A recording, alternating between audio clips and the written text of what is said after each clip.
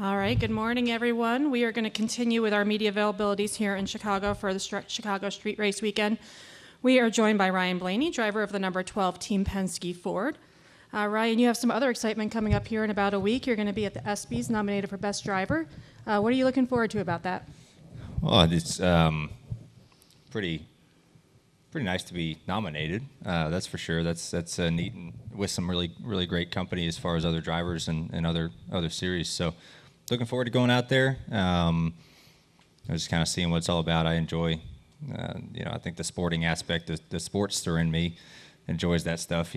Recognizing other athletes and other types of sports all around the world, and all different kind of backgrounds of sporting, and kind of seeing what that's all about. So yeah, just pretty neat to be nominated, and we'll see what happens. Got some pretty stiff competition, so we'll see. Awesome. Well, we're going to open up to questions for Ryan. If you have a question, please raise your hand. We'll get a wireless microphone to you. We'll start here with Zach and then go to Nate. Zach Sterniolo, NASCAR.com. Ryan, your second year here. Just what's been your experience so far, coming back and kind of just feeling the vibes of what this place has to offer? Yeah, hope not to do that. Auger it on in, but yeah, I mean, I walked it this morning. The course is it's narrower than I remember it being. Walking on it, I know it's not, but I think it's just nice to be back. I mean, it's nice that we, oh, that's a big shunt. Yeah.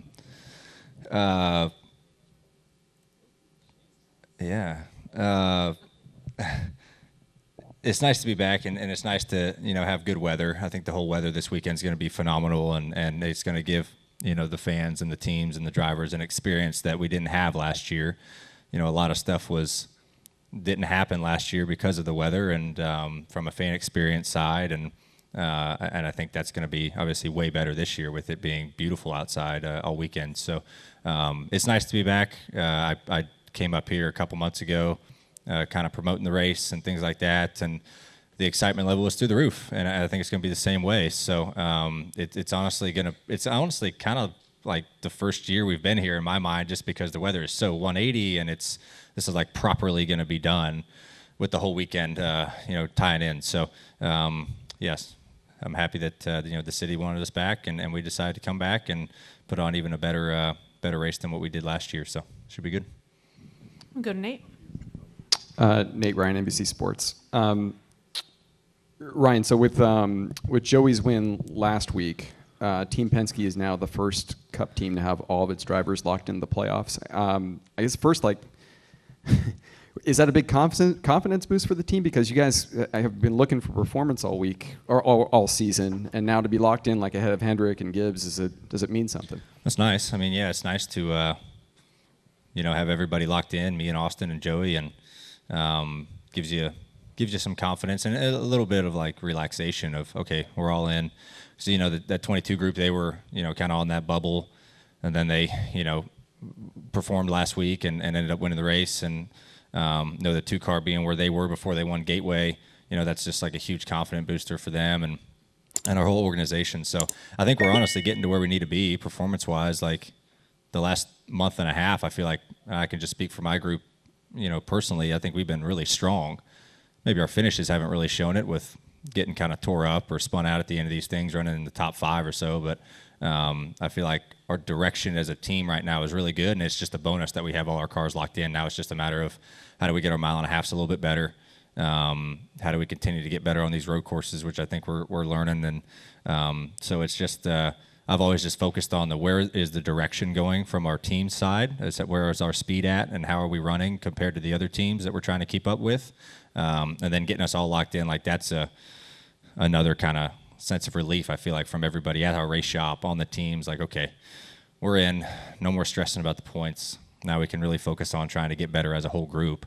Maybe you try a couple things here and there this summer to try to prepare you, for when the fall comes around, the playoffs start to come. To follow up, it does kind of give you guys a chance. With everybody locked in, you can kind of focus on the final 10 more before everybody else kind of can. Yeah, I mean, you obviously want to win every week and be competitive and stack your wins up and get points. Because we're kind of in that battle now of, okay, can we get to the top half of the top 10 in points to kind of help us out come playoff time? Can we try to win some more races? But also it does give you a little bit of freedom to try some things. And not really, that's what we did last year after we won Charlotte. We kind of went off and tried some stuff to try to be better for the playoffs. We tried some things that didn't work, so we kind of learned what not to do and the things that maybe didn't help us speed-wise. So it's like a balancing act. Like, you don't just want to go completely off the reservation of, wow, we're really going to science project these things out and run like garbage, if you don't hit it right. But you also want to learn. It's like, so how do you balance out of trying new things, trying to be innovative on how you're approaching the weekends, to try to help you for the final 10 races and 10 tracks that are, on the schedule. So it's like that fine line of, you don't want to go too far off and really spin yourself out, but at the same time, you can't just do the things you've been doing all year because everyone's getting better constantly. So it does give you a little bit of freedom to do that stuff, I think. I'm going to go to the far left to Cole and then to Lee. Cole Kusamana, our Western Republic.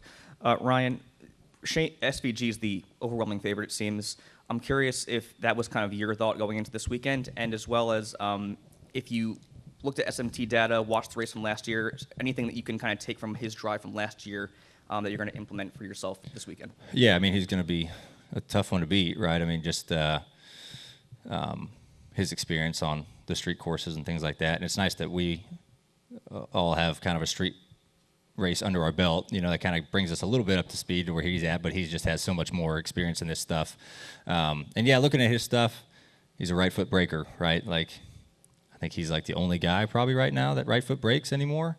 And we talked about it last year. It's like, all right, well, how can we do this? Is this a help on street courses where it's rough in the braking zones? Does it help rear locking and things like that? And I really got to thinking, like, I would have to dedicate 3 to 5 years of my life right foot braking to like get up to even half of what he can do. I've just done that left foot my whole life, right? So it's like, how can you change it up now to help you on this course? You would reset yourself so much, I feel like. So I've played with it like tests, and I'm like 2 seconds slower than what I've been, and I've gotten within like a second. But I'm like, man, I just try to refine what I can refine and try to be better. There's some things you can learn, watching just kind of how he modulates maybe on that stuff. So, but it's just so different, it's hard to kind of get in that mode of okay, how can I really change my whole thing up? And then you wouldn't even be close to on par with him. Like, you'd be so far behind the 8 ball, you'd be worse than what you are now left foot braking. So at least that's what I thought of it. But yeah, it's going to be a different race, that's for sure, this year, with it being dry the whole time, hopefully. And I definitely think we'll be closer to him because we have a little experience, but I still think he's going to be obviously the one to beat. Yeah. Go to Lee. Lee Spencer, Series 6 of NASCAR Radio and CatchFence.com. Good morning. Morning. I'm curious, you're a kid that grew up in High Point, but you've traveled the world. Still, when you walk out of your hotel and you see a city of this magnitude, you know you're going to race a race car in it. How long does it just kind of take you to grasp kind of the largesse of this whole thing? Yeah, I mean, I'll be honest, I was on the skeptical side last year before we came here. It's like, how are we going to make this work? And something new, and you're always kind of nervous of new things and how it's going to go. And I remember Gianna and I were having lunch last year before practice, and right outside our hotel and right by the racetrack. And I'm like, this is super cool that we're having lunch. I'm about to go walk over a block and go practice in a city like this. And Lake Michigan's right behind you, and you got the high rises right here. And it's weird going down the straightaways, kind of the back stretch and front stretch, if you will, just looking at the museums and buildings. And you try not to focus on that too much. You're like, I got to pay attention to what I'm doing. But it is neat. I mean, and I think it took me that day to kind of grasp. And once you like get here and you get, kind of affiliated with everything and understand what's going on, and it's a big deal. It's a really big deal that we're here, and hopefully the city enjoys it. I think they did last year, and I think they will even more this year. And but yeah, it took me getting here and like experiencing the whole thing and being in it to really appreciate it. And I think it's really neat. I don't know what the future holds for styles like this, but I definitely think there's opportunity to continue doing something like this, once a year or so. But yeah, it's neat. I never would have thought. I talked to my dad about it last year, and he's like, I never would have thought y'all would go here, like never in his wildest dreams. So it's just never know what's going to happen, what's on the horizon. So. And I'm curious, Richmond is the first racetrack that we go back to, but it's been well documented that test Joey did at North Wilkesboro really just improved the short track program for Penske considerably. And when you look at what you guys did on the shorter tracks after that, Gateway and Iowa, even last week at Nashville, which isn't a huge track, but, shorter in stature, how much do you think that's going to help where your program was when you went to Richmond in the spring and now coming back to a short track? I hope it helps a lot. These things you learned at tests, sometimes it's just, light bulbs. That's like, okay, that works, and we don't test much anymore. So when you can find those things and utilize tests like that, it's massive. The Homestead test last year that we did, it set up our whole playoffs. We found some stuff there that's like, well, this is a really good direction. We seem to make this work. Let's implement it in the weekends, and boom, we started running really good in the playoffs and led us to, run for the championship. So those things are huge if you can learn the right things and utilize the tests really well. And I think as an organization, we do a great job of having a good game plan before we go to these tests, really preparing for them. And, like I said, we don't get many of them, so you have to be really ready with things you want to try and good directions. So we have great people that prepare for those things. And, that Wilkesboro test helped us out a lot. And hopefully it helps us, come Richmond and all the short tracks through the year. Now we just got to ask for a 1.5 mile test so we can try some stuff there and see if we can find a little bit of pace at those places. Going to go over here to the right to Dustin. Dustin Long, NBC Sports. Ryan, earlier this week, NASCAR penalized Carson Hocevar for hooking Harrison last week. 15 months ago, he got parked for a couple laps in Martinsville for doing something similar. As a series champion, is there a role that you have in talking to somebody in a situation like this, or how much of a concern is this that somebody's being penalized for doing something twice in a 15-month period? Yeah, don't hook anybody. You get penalized. Pay money, pay points, park them if you have to. That's something I've seen too many times out of that guy. From different series. That's not cool. Don't do that. They parked Lane Ridge for 2 laps for running through the back of somebody in that truck race at Nashville, and I think everyone made a big deal when Hocevar did that in the Cup race, and then they rightfully penalized him after the race. That's the only way you're going to get that stuff to stop. You have to make them pay a lot of money, fine them from points, things like that. If it's bad enough, make them sit out. That's just stuff you learn as a young driver. Don't do. Like, there's a lot of no-nos, and that's one of them. And I don't care if it's under caution or under green. Both of them are bad. Obviously, under green's worse. But yeah, I think NASCAR did the right thing of penalizing, because you have to slap people, and there has to be repercussions for what you do when it's something like that. And like I said, that's something I've seen be reoccurring with him, that hopefully he learns from it, and hopefully when there's a little bit of hole in his pocket after the money he had to pay, hopefully it teaches you a lesson of don't do that anymore. So, yeah. Do you, as a reigning champion, do you feel like a more of a responsibility, whether it's maybe not in this case, but in other cases, to talk to drivers, or is that still not a role that you feel that is your position at this point? I mean, me personally, I just don't see it as like my role. I'm not going to go to you and say, hey, don't do that. You should know not to do that. That's something about growing up and learning that you just don't do. It's not my role to go speak to somebody about that, unless I am directly involved in it. Then I'll get, you'll get a talking to. But you got to learn that stuff on your own. Do we have any final questions for Ryan? We'll go to Matt, and then in the back quickly.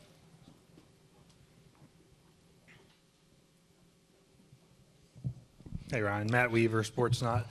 With the Richmond race now featuring the dual tire format, I'm curious how you feel about that now moving to a regular season format, and if it works, the playoff short track races.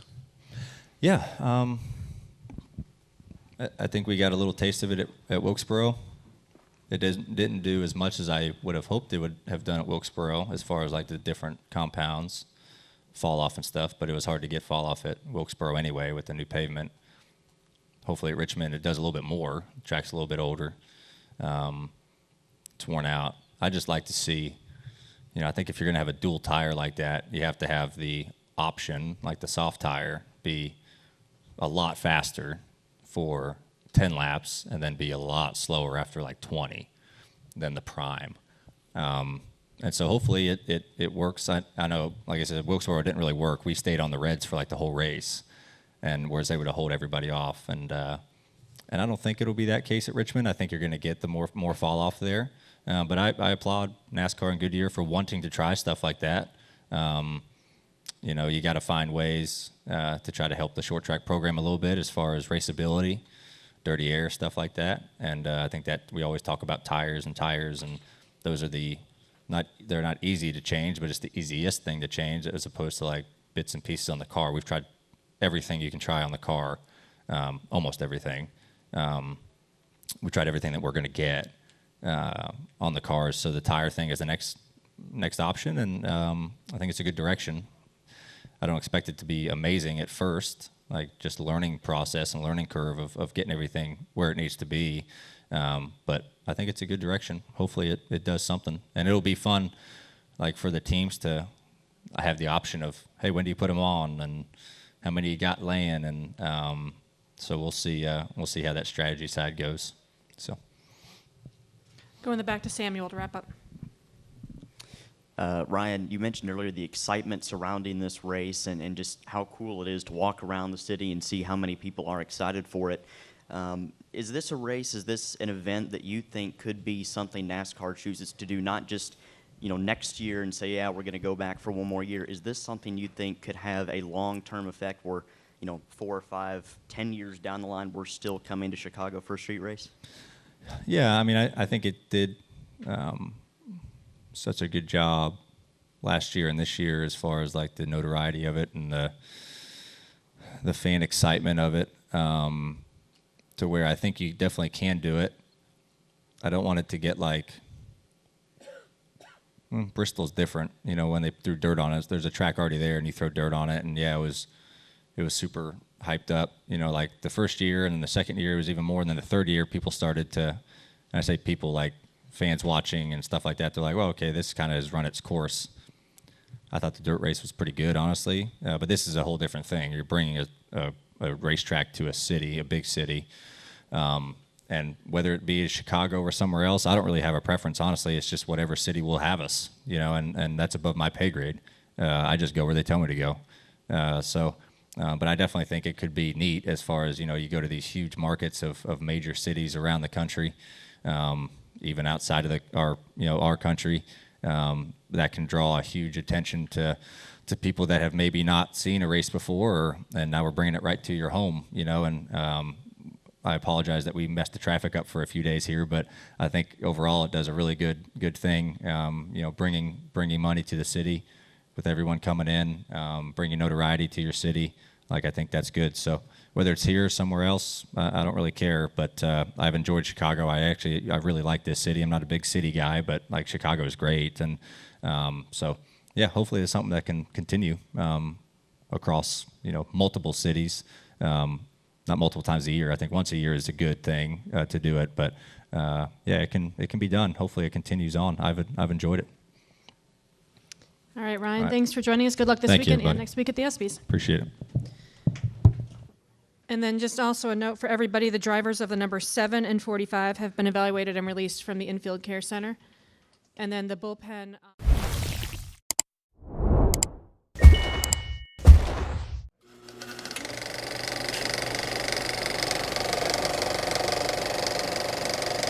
All right, there's the checkered flag. Great job, driver.